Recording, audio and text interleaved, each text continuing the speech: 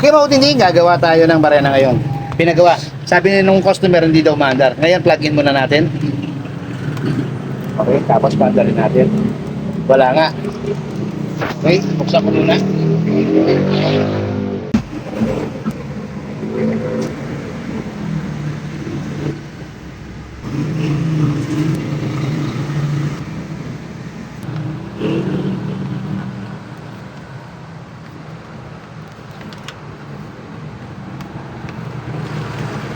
Okay, titignan natin kung anong sira.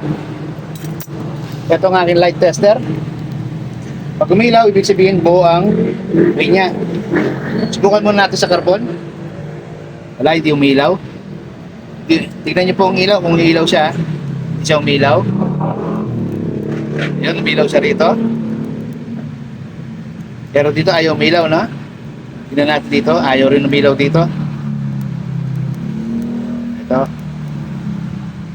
Ibig sabihin mga kabutinting, dito may contact ang commutator niya, pero pagdating dito wala siyang contact, no? Wala siyang contact, oh, no? Ikot naman natin. Dito may contact siya, ayan, may contact. Okay, dito may contact, pero pagdating dito wala na siyang contact, no? Nawawala na yung contact niya. Ikot natin.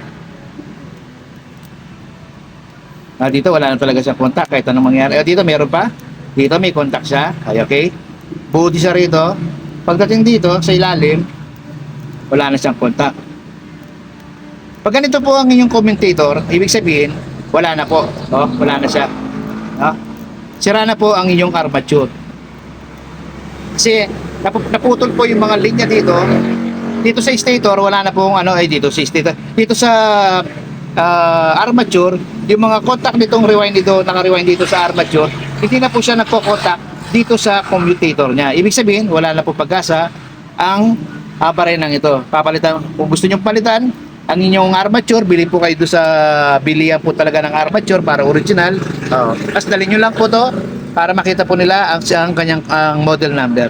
O hanggang dito na lang mga kabutinding, wala tayong magagawa, sira po ang armature po niya. Okay mga kabutinding, salamat po sa panonood. God bless po sa ating lahat.